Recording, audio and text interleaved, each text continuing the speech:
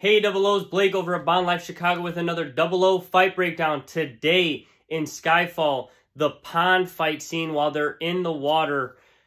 Not a lot of technical fighting in this one either. I guess you can kind of say a little bit of jiu-jitsu and a little bit of Muay Thai. But realistically, the main part of this fight that I do like is that it shows Bond's prowess, his strength of swimming, and his ability to be underwater for a long period of time and kind of take advantage of being in his element, more or less, to overcome an attacker.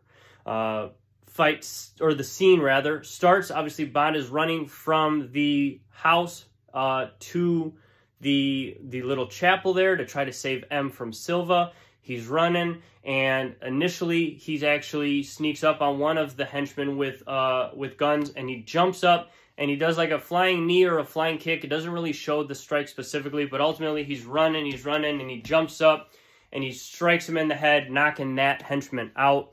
He continues to run on because he kind of does that in stride. Now he's running, he comes up to the pond, and now this is where our actual fight occurs. And as he's running, first he obviously checks. I wouldn't really recommend going onto any frozen ponds anyways. Obviously there are ice fishermen, so some of you out there might feel a little bit more comfortable on that than I would. But for me, I'm not that type of person, so for me, I'm not going on any frozen water.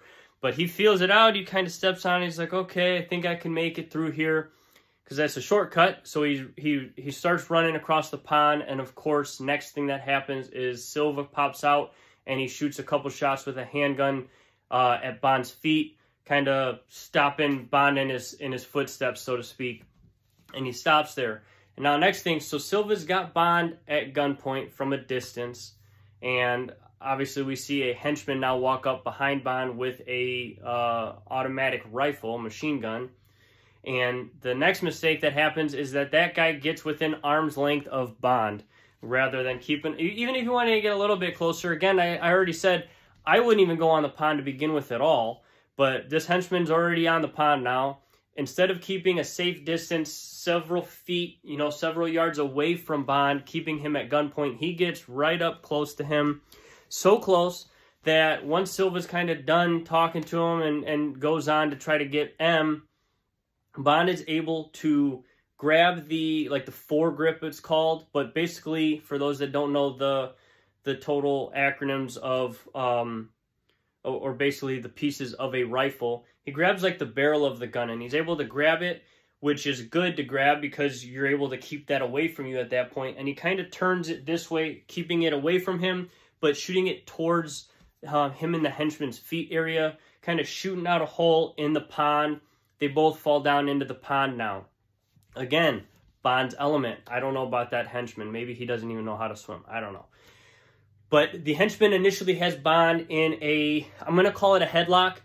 I'm sure what they were trying to go for in the movie was more of a choke. But as I said in one of my previous breakdowns, a choke would be along the trachea, and you have to have good control of the head.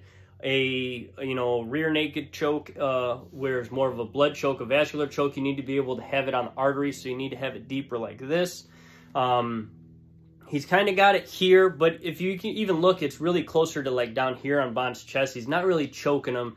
So really what Bond and the henchman are at risk for at this moment is more of just drowning, not necessarily being choked. But Bond is doing a good job defending, and he's holding onto the wrist here, fighting that one down like this, and he's trying to peel off the elbow with his left arm, and he's fighting, but he's not able to really break that henchman's hold from his head there. And so what he does next, again, this is why I said it's kind of Muay Thai, but realistically, if you've ever been in the water and you've even tried to just kind of like force your arm through or do anything like that, it really takes away a lot of the force and the inertia behind that because of how dense the water is itself, and just basically science. But what we see Bond do is he's able to grab back here, which this part's realistic, but he grabs the back of the henchman's head back here so he can't get away. Now, if you're actually being choked, I wouldn't recommend that, because all that does is keep him closer to you. You need to defend the choke.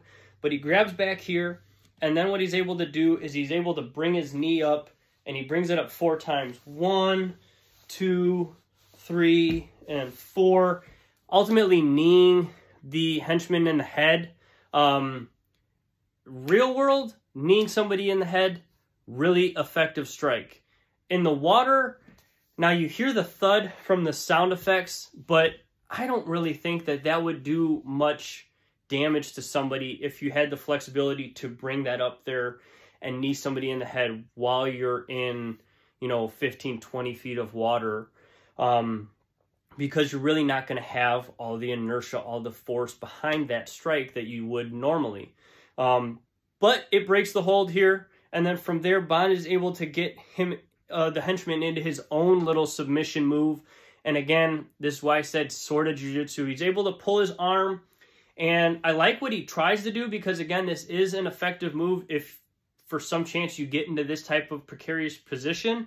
But he brings his leg up, and he's pulling the henchman's arm back this way, which ultimately pulls that person down into this.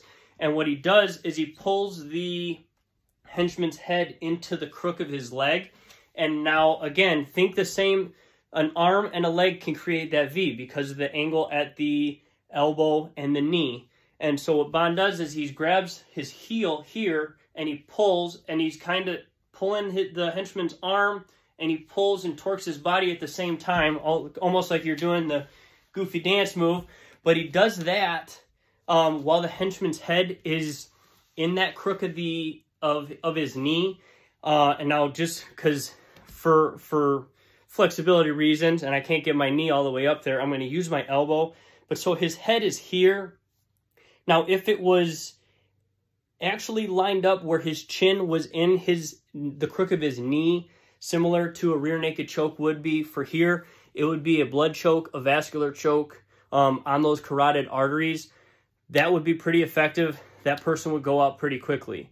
What Bond does have instead, and again, I think that's what they were trying to go for, but instead, he's got his thigh in the front of the henchman's neck and his calf into the back of the henchman's neck, kind of just pushing there, and that would just be a regular choke, which, as I've said in previous breakdowns, would take quite a while to take most people out, make most people pass out, because it ultimately is just an airway choke, meaning they can still struggle and still survive as long as they can hold their breath for.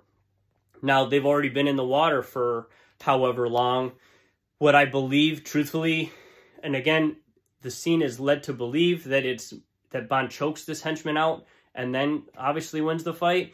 But realistically, just given the circumstances and looking at it, it's more or less the henchman drowns for being underwater for so long and just not being able to breathe. Bond then, once that the henchman has passed away, you see the bubbles come out and he's kind of just floating down. Bond's trying to find his way out of the pond. Of course, they're so deep, it's nighttime and it's dark. Bond's able to swim back down to the henchman, find a flare gun, pop that off so it lights it up, shows the hole in the ice. Bond's able to swim out, and of course from there he wins that fight. He's not able to save M, of course, but he does get Silva, and that's kind of the rest of the fight. Hope you guys like this breakdown. If you guys have any questions or any ideas for future breakdowns, please feel free to reach out. As always, please, if you are serious about self-defense and martial arts, find a gym in your local area, find something that works for you, and please start training. It's a great way to stay fit, a great way to stay safe, and a great way to bring a little bit of Bond into your everyday life. See you guys next time.